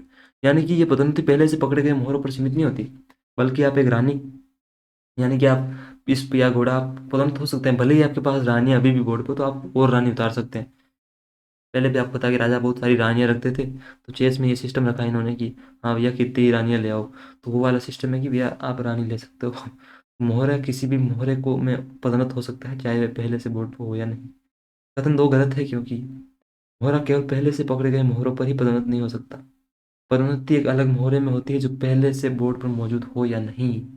तो वो तो होगा नहीं, क्योंकि परिवर्तन होगा उसमें, परिवर्तन सृष्टि का नियम है। स्लीपिंग ऑन जुपिटर, ये किसने लिखी है? आपका ये जो नॉवल है, ये अनुराधा जो रॉय है उन्होंने लिखी है ये। अनुराधा रॉय ने स्लीपिंग ऑन जुपिटर पुस्तक लिखी, जिन्होंने 2015 में मैन बुकर पुरस्कार के लिए नॉमिनेट किया गया, और उसके लिए 2016 में उन्हें DSC prize for South Asian literature भी जीता था, ध्यान रखना। कौन सा भारतीय पैरा एथलीट जो है 2024 पेरिस पैरालंपिक में ऐतिहासिक स्वर्ण पदक यानी कि हिस्टोरिकल गोल्ड मेडल जिन्होंने जीता था, वो भी तीरंदाजी में, तो वो हरविंदर सिंह थे जिन्होंने तीरंदाजी में ये जीता। कारनामा करने वाले वो फर्स्ट इंडियन बन गए। तो 2024 में जब इन्होंने जीता पेरिस में पैरालंपिक में, उसके बाद पद्मश्री पाने वाले ये पहले पैरा आपके जो आप बोलते हैं ना तीरंदाज है Harvinder Singh. He achieved the feat by winning the gold medal in the men's individual open event, यानी कि पदक जीतकर जो आपका व्यक्तिगत रिकर्व ओपन वाला था उसमें इन्होंने स्वर्ण पदक जीता, और वो आपके पद्मश्री जीतने वाले फर्स्ट पैरा आर्चर बन गए। दक्षिण एशियाई महासंघ खेलों के संबंध में निम्नलिखित कथनों पर विचार कीजिए, बताइए कौन सा सही है। पहला संस्करण 1984 में काठमांडू नेपाल में किया गया था, जिसमें सभी 7 सार्क देशों ने भाग लिया। सार्क यानी कि जो आपकी कंट्रीज है, south Asian association for regional cooperation, यानी कि दक्षिण एशियाई क्षेत्रीय सहयोग संगठन, उसके 7 देशों ने इसमें भाग लिया 1984 काठमांडू में। तो बिल्कुल करेक्ट है जी, आपका फर्स्ट वाला था। भारत ने 2016 तक किसी भी अन्य देश की तुलना में सेफ खेलों की सबसे अधिक बार मेजबानी की है, तो नहीं की है जी, क्योंकि इंडिया कभी भी सेफ खेलता ही नहीं है। हाँ जी, कॉमेडी हो गई सर, ये तो फनी हो गया, कुछ भी फनी वनी नहीं है, बस ऐसे ही। तो फर्स्ट वाला आपका इसमें सही है और सेकंड वाला इसमें रॉन्ग है। अब क्यों है वो देख लेते हैं। ये आपका फर्स्ट वाला तो बिल्कुल करेक्ट है कि यहाँ 84 में आपका हुआ था काठमांडू में, और 17 से 23 सितंबर को हुआ था। नेपाल की जो आपकी कैपिटल है काठमांडू, वहाँ पे हुआ था ये। और इसमें भाग लेने वाले 7 देश कौन कौन थे? एक तो भारत था, एक पाकिस्तान था, श्रीलंका था, बांग्लादेश था, भूटान था, मालदीव था और नेपाल था, ये आपकी थी इसमें। और भारत ने ये जो आपका कथन है कि 2016 तक सबसे अधिक की है, तो वो गलत है। 2016 तक पाकिस्तान ने 3 बार इन खेलों की मेजबानी की है। कब कब? 1999 में, 2004 में, 2010 में। और भारत ने भी 3 बार की है, 87 में, 95 में और 16 में। इसलिए 2016 तक भारत और पाकिस्तान दोनों ने सबसे अधिक बार मेजबानी की, न कल भारत ने। यानी कि दोनों में अभी बरोबर चल रहे हैं, दोनों ने 3-3 बार की है। रिक्त स्थान भरे। जीएसटी परिषद के अध्यक्ष भारत के हैं, वो केंद्रीय वित्त मंत्री जो होते हैं आपके, यूनियन फाइनेंस मिनिस्टर, वो होते हैं इसके अध्यक्ष। जीएसटी काउंसिल के आपके जो अभी निर्मला सीतारमण है आपकी। जीएसटी जो होती है आपकी परिषद council, the chairman of the GST council is the union finance minister of India. This position is head x officio by the union finance minister, यानी कि पदेन के रूप में जो आपके सबसे हेड होते हैं इसमें, वो यही होते हैं। इस काउंसिल के जो मेंबर होते हैं, others members of the GST council include the union ministers of state finance and the finance minister of all states, यानी कि राज्य में जो केंद्रीय राज्य वित्त मंत्री, राज्य मंत्री होते हैं जो वित्त से संबंधित, और जो सभी राज्यों के आपके जो फाइनेंस मिनिस्टर होते हैं वो इसमें इंक्लूड होते हैं। मेन जो इनका वर्क होता है क्या होता है, जो जीएसटी से संबंधित सारी चीज़ें महत्वपूर्ण निर्णय, जैसे कि कर की दरें, कर छूट और अन्य नियमों से संबंधित जुड़े मतलब सिफारिशें जो भी है, मतलब इससे कि भैया कैसे हमें जीएसटी लगानी है, कौन कौन सी दर होनी चाहिए, ये सब यही डिसाइड करता है। इसमें जो आपकी जीएसटी काउंसिल होती है ना, इसमें यूनियन जो आपका केंद्र, उसके पास आपका कितना पावर होता है? इसके पास होता है 1/3, और जो राज्य होते हैं सभी राज्य के पास, सभी राज्यों के पास कितना होता है? तो वो होता है आपका 2/3। लेकिन फिर भी राज्य में आपको बताया कि केंद्र की सरकार, राज्यों की सरकार काफ़ी तो सेम ही होती है, तो फिर वो उसी को कहते हैं, वो बोलते हैं। और इसमें जो निर्णय लेते हैं ना आपके, उसके लिए 75% चाहिए निर्णय, मतलब पास होने के लिए। नेक्स्ट है आपका 2018 इंटरकॉन्टिनेंटल कप का फाइनल जो था, भारत ने सुनील छेत्री के नेतृत्व में जीत हासिल की। किस शहर में हुआ था ये? आपके मुंबई में हुआ था। यहाँ इंडिया ने केन्या को हराया था, ध्यान रखना, 2-0 से। और अभी 2023 में जो हुआ था, उसमें भारत ने लेबनान को हराया। भारत ने लेबनान को हराया किससे? 2-0 से। ये आपका क्वेश्चन बना था अभी। इंटरकॉन्टिनेंटल से काफ़ी पूछ रहा है आपको। लेबनान को 2-0 से हराया, ध्यान रखना, फुटबॉल में। और ये जो कारनामा है इंडिया ने पिछले 47 सालों में, यानी कि 47 ईयर्स में, 47 में आज़ादी मिली थी आपको, बताइए। तो उससे आप याद रख सकते हो, 40 सालों में इंडिया ने लेबनान को हराया, ध्यान रखना। ये काफ़ी बड़ी अचीवमेंट है। लेबनान क्या कहता था? क्या हो तुम? आज हम कहते हैं तू क्या है बे? तो वो कारनामा हुआ। कहाँ हुआ ये? जो भुवनेश्वर है आपका, भुवनेश्वर, उसमें जो आपका कलिंग स्टेडियम है, वहाँ पे, भुवनेश्वर में कलिंग स्टेडियम, वहाँ पर। 2023 की बात है, ध्यान रखना। आपका जो इंटर कॉन्टिनेंटल कप वाला है ये, 2018 में कहाँ पे हुआ? मुंबई में। 2023 में भुवनेश्वर का जो कलिंग स्टेडियम है, वहाँ पे लेबनान को हराया 2-0 से। 2018 का inter continental cup final Mumbai में आयोजित किया गया था। सुनील छेत्री की कप्तानी में भारत ने केन्या को 2-0 से हराकर यह खिताब जीता। जैसे आपको पता ही है कि इंडिया में यूट्यूब पे तो काफ़ी खतरनाक ऑडियंस रहती है शॉर्ट पे। इंस्टाग्राम पे तो फिर भी आपको थोड़े बहुत सेंसिबल मिल जाएंगे, यूट्यूब पे तो काफ़ी भारी। वो एक आपको बताया वो क्रिंज वगैरह होते हैं, बनाते हैं। दोस्तों, आप क्रिस्टियानो रोनाल्डो को लाइक करते हैं तो कमेंट में ब्लैक दिल भेजें, और अगर लियोनेल मेसी को पसंद करते हैं तो कमेंट में वाइट दिल भेजें। फिर उसके अंदर कुछ नीला दिल भेजेंगे, बोलेंगे हम तो सुनील छेत्री को पसंद करते हैं भाई। और फिर वो बोलेंगे किस किस को मेरी बात पसंद आई, वो लाइक करें, सब्सक्राइब करें। कौन कौन चाहता है कि ऐसा हो? ये भी कमेंट काफ़ी देखने को मिलता है ना, कौन कौन चाहता है ये, मतलब परेशान करके रख दिया, स्पैम स्पैम करते रहते हैं। थोड़ा सुधरो, सुधरो, कुछ अच्छा करो। सुबह सुबह तुम लोग वो मेगा पिक्सल का कैमरा लेके बैठ जाते हो, कुछ अच्छा करो, भगवान से डरो। दीपक कलाल जी ने एक काफ़ी अच्छी बात की थी, जो एक काफ़ी बड़े दार्शनिक माने जाते हैं उन्होंने। अगला है आपका फैक्ट्री अधिनियम 1881, मुख्य रूप से इसको रेगुलेट करता है आपका primarily.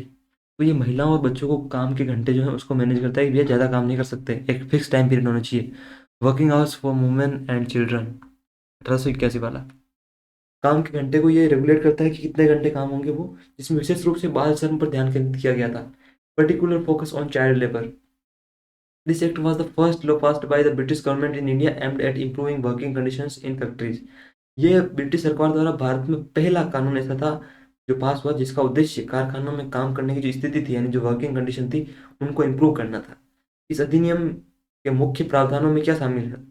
The main provisions of this act include 7 वर्ष से कम उम्र के बच्चों के कारखानों में काम करने पर प्रतिबंध। या 7 से कम के बच्चों को काम कर ही नहीं, करवा ही नहीं सकते आप। 7 से 12 वर्ष की आयु के बच्चों के लिए काम का घंटे को प्रतिदिन 9 घंटे तक सीमित करना। Limiting working hours to 9 hours a day for children age 7 to 12, यानी कि 7 से 12 वर्ष के जो भी बच्चे हैं वो 9 घंटे से ज़्यादा काम नहीं कर सकते। बच्चों के लिए महीने में 4 छुट्टियां अनिवार्य करना, यानी कि मैंडेटरी होगा, आपको 4 हॉलीडे देना पड़ेगा उनको एक महीने में। खतरनाक मशीनरी के चारों ओर घेराबंदी की व्यवस्था करना, यानी आपको पता है काफ़ी जो घेराबंदी, मतलब खतरनाक मशीन होती हैं, उनके आसपास अगर छोटे बच्चे चले जाएं तो फिर आपको पता है कि मृत्यु भी हो जाती है। तो उन्होंने कहा कि भैया उसको एक फेंसिंग होनी चाहिए उसके चारों ओर, जो सेफ्टी प्रोवाइड करे।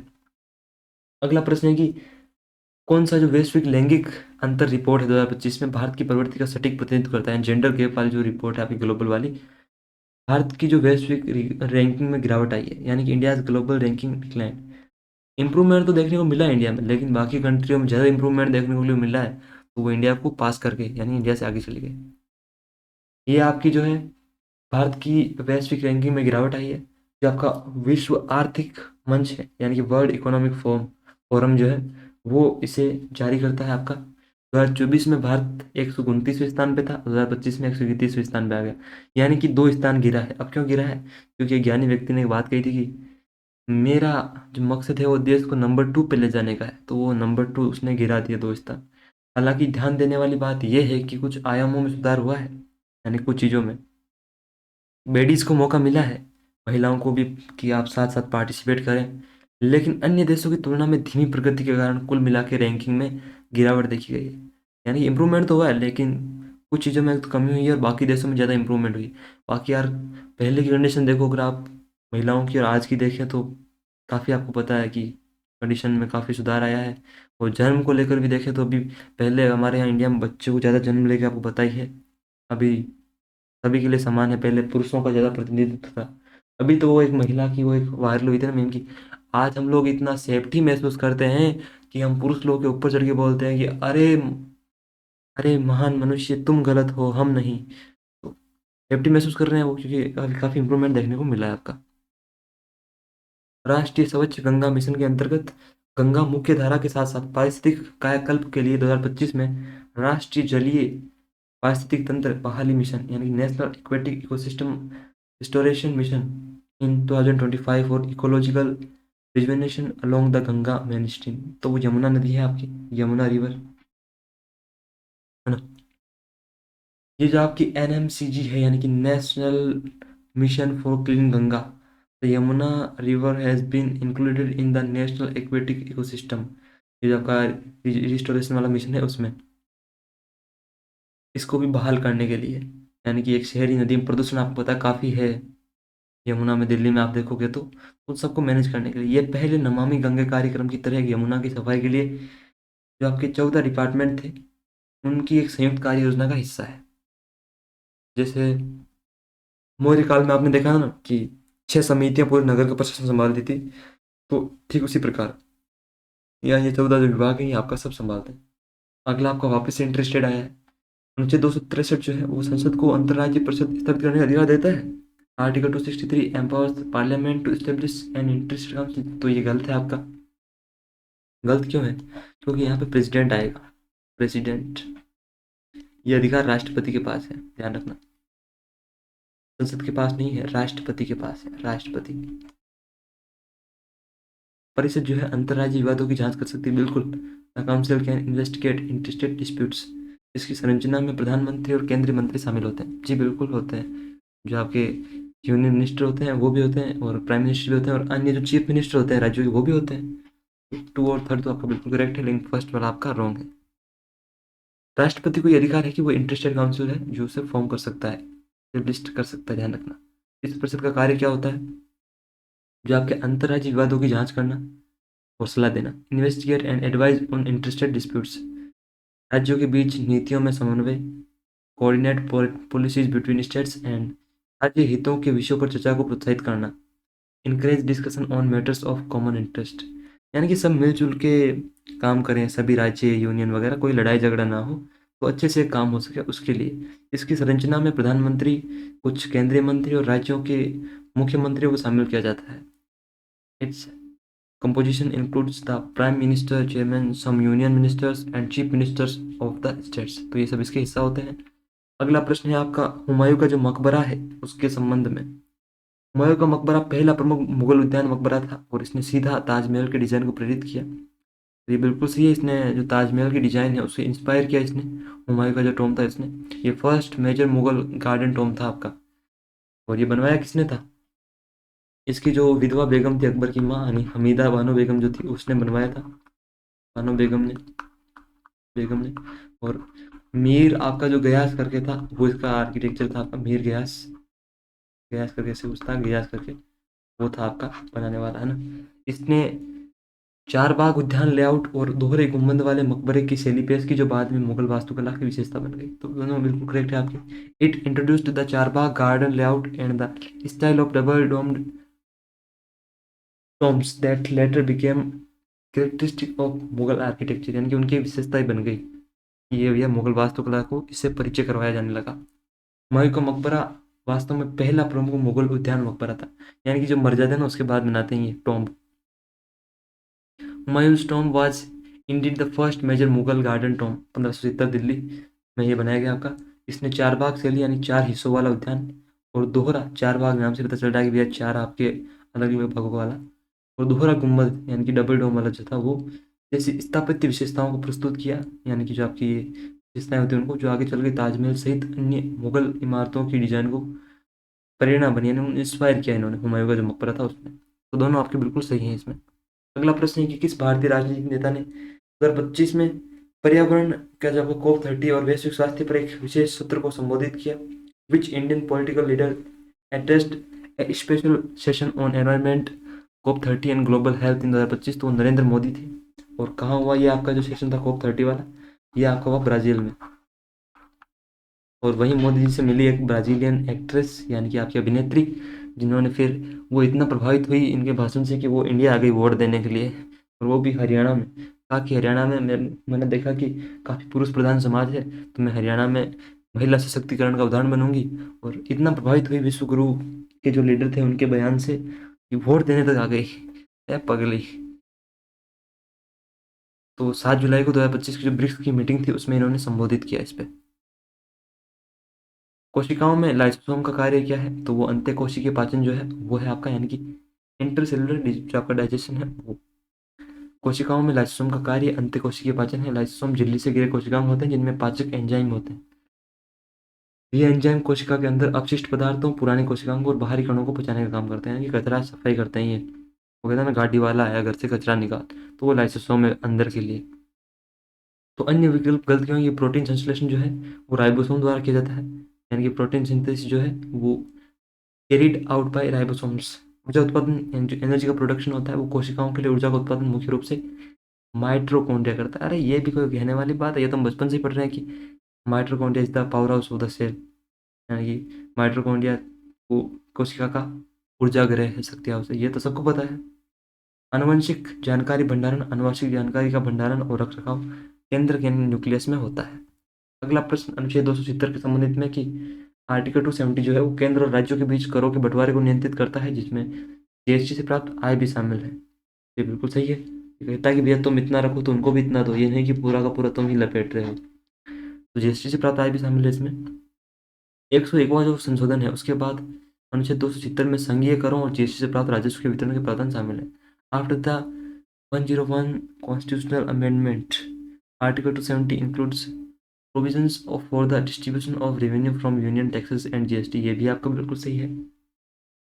अगला है कि जीएसटी क्षतिपूर्ति उपकर भी अनुच्छेद 270 के तहत केंद्र और राज्यों के बीच साझा किया जाता है, यानी कि the GST compensation is also shared between the centre and the state, तो ये नहीं होता भैया। तो इसमें क्या एक और दो आपके सही होंगे, ऑप्शन सी इसका करेक्ट होगा। अनुच्छेद 270 भारत के संविधान में केंद्र और राज्यों के बीच करों के बंटवारे को नियंत्रित करता है। इसमें संघीय कर और जीएसटी से प्राप्त आय का भी विवरण शामिल है, ये तुमने देख चुके हो। बाकी इसमें आपने देख ही लिया। ऑप्शन 3 एक बोलता है कि ये केवल राज्यों को क्षतिपूर्ति देने के लिए केंद्र द्वारा अलग प्रावधान के लिए साथ वितरित किया जाता है, साझा नहीं किया जाता, ध्यान रखना। यानी कि ये आपका सेपरेटली इसको डिस्ट्रीब्यूट किया जाता है, ध्यान रखना। प्रधानमंत्री किसान मानधन योजना में नामांकन के लिए किसानों की आयु सीमा क्या है, तो 18 से 40 वर्ष। What is the age limit for farmers to enroll in the Pradhan Mantri Kisan मानधन योजना, तो वो बोलते हैं कि आप जितना जमा कराओगे ना उसका डबल सरकार जमा करेगी और फिर 60 के बाद आपको पेंशन मिलेगी। प्रधानमंत्री किसान मानधन योजना में नामांकन के लिए किसानों की आयु सीमा 18 से 40 वर्ष है। इस योजना का उद्देश्य छोटे और सीमांत किसानों को 60 वर्ष की आयु के बाद ₹3000 की न्यूनतम मासिक पेंशन, यानी कि मंथली मिनिमम 3000 की जो आपकी पेंशन है वो प्रोवाइड कराना है आफ्टर 60। लेकिन जिस हिसाब से माहौल चल रहा है 26 में तो दुनिया खत्म है, और 26 सर्वाइव कर भी किए तो आज की डेट में 60 के बाहर जा कौन रहा है। 60 तो अब बताइए कि आजकल तो जीवन पहले ही खत्म हो जा रहा है। तो इससे क्या सीखने को मिलता है कि पैसा अभी तुम जमा करवा दो, बाद में 60 के बाद जो आगे आने वाली सरकार है वो देख लेगी क्या करना है क्या नहीं करना है। भारतीय नागरिक सुरक्षा संहिता के तहत किसी व्यक्ति को पुलिस हिरासत में रखने की अधिकतम अवधि क्या है, यानी जो आपको मैक्सिमम पीरियड है वो क्या है, भले ही उसे मजिस्ट्रेट द्वारा समय समय पर रिमांड पर लिया जाए। Even if remanded periodically by A magistrate, तो वो 15 दिन है इन प्रारंभिक रिमांड के लिए फॉर इनिशियल रिमांड, बाद में उसे विस्तार कर सकते हैं, एक्सटेंड कर सकते हैं, लेकिन पहले जो शुरुआत में 15 दिन। Under the Indian civil security code the maximum period for which a person can be held in police custody is 15 days, which can be extended by a magistrate through periodic remand within the initial, यानी कि बाद में बढ़ाया जा सकता है। न्यायिक हिरासत के 60 या 90 दिनों की अवधि की शुरुआती 40 या 60 दिनों के भीतर बढ़ाया जा सकता है। इसका मतलब है कि कुल पुलिस हिरासत की अवधि 15 दिन से अधिक नहीं हो सकती, लेकिन इसे पूरा समय किस्तों में विभाजित किया जा सकता है, बढ़ा देते धीरे धीरे धीरे धीरे। शुरुआत में थोड़ा डराएंगे, थोड़ा करके फिर बढ़ाएंगे। ऑक्सफोर्ड इकोनॉमिक्स द्वारा जारी ग्लोबल सिटीज इंडेक्स 2025 में लंदन और न्यूयॉर्क ने टॉप किया है, जो शर्मा जी के दोनों बेटे हैं जो हमेशा टॉप करते हैं उन्होंने।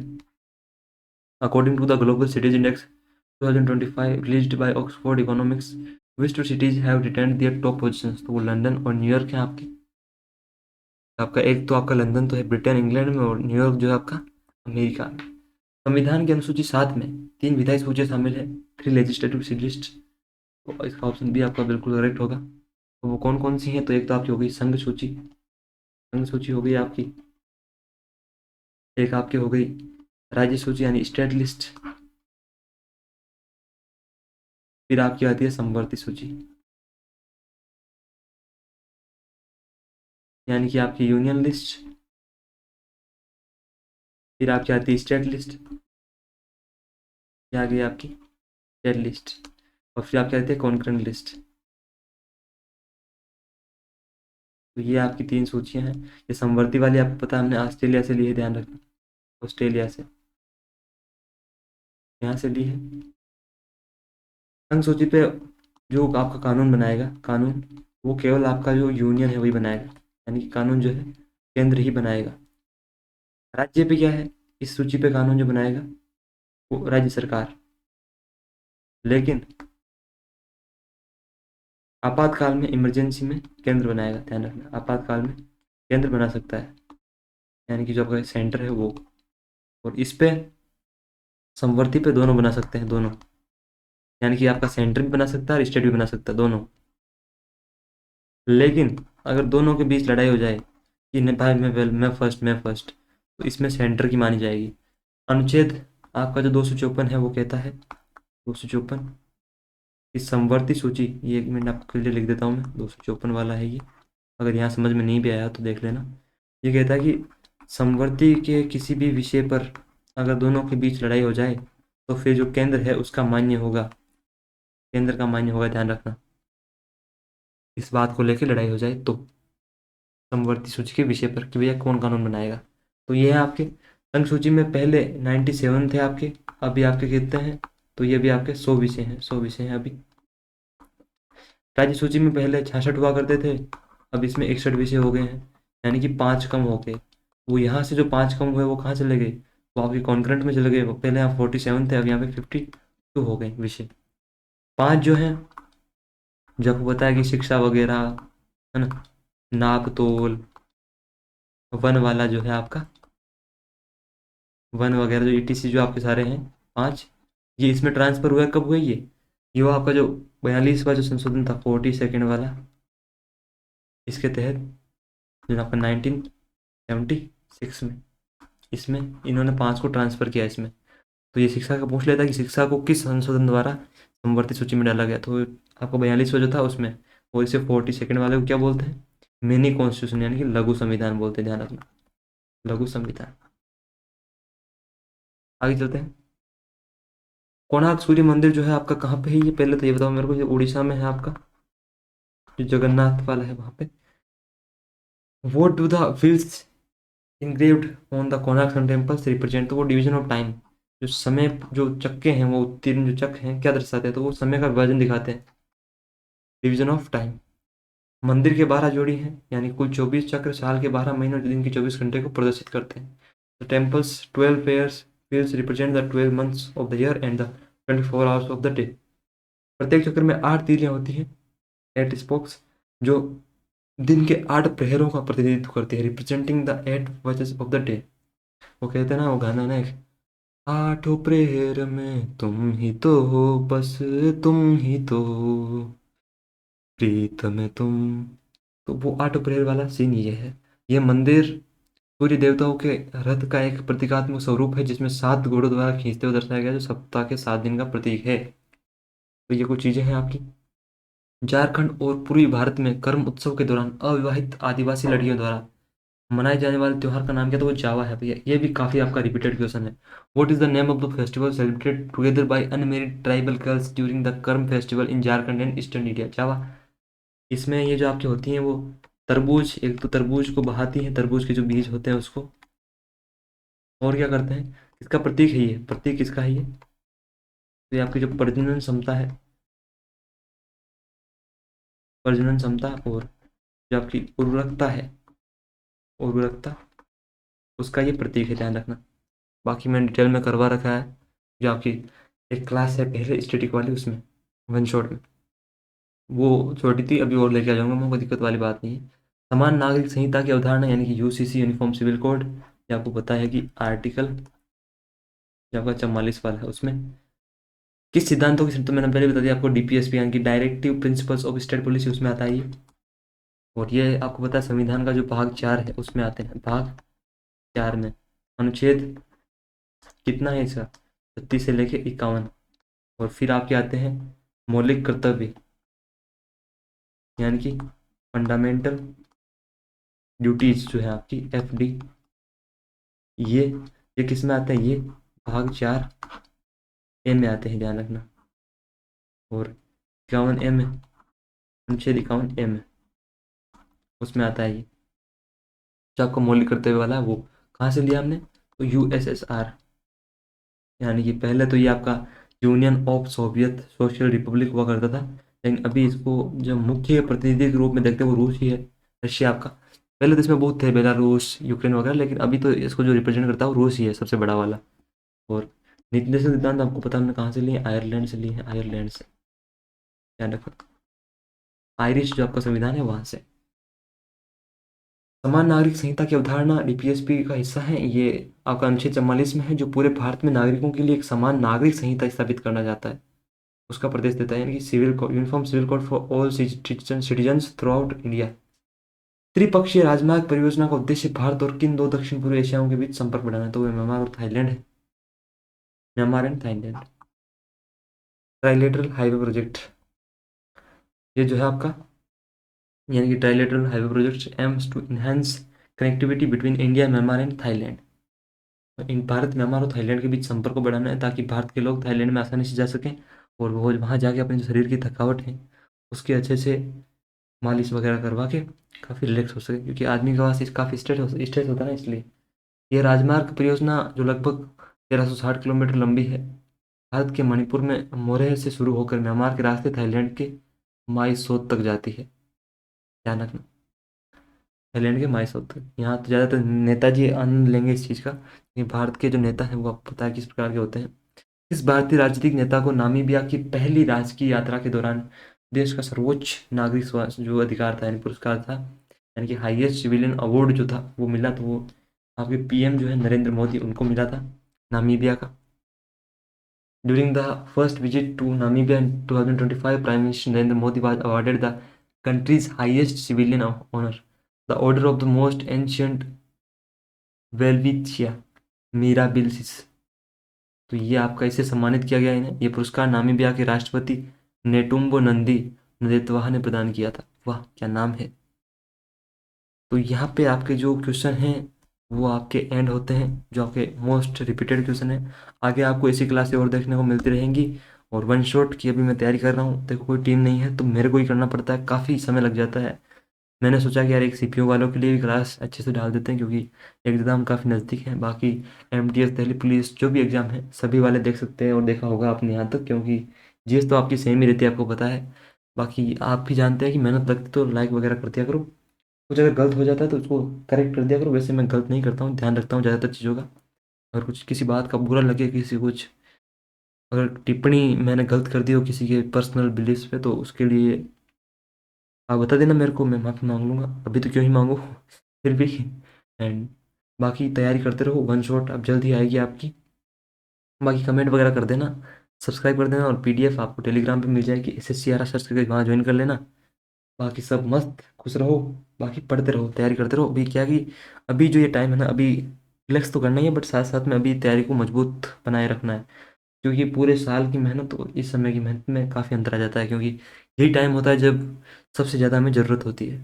तो लगे रहना है, वो कहते हैं ना, मुश्किल वक्त कमांडो सख्त, तो मुश्किल वक्त है और कमांडो अभी आपका सख्त हो जाने का वक्त है, तो हो जाओ सख्त। बाकी अपनी प्रिपरेशन को अच्छे से करते रहो। धन्यवाद।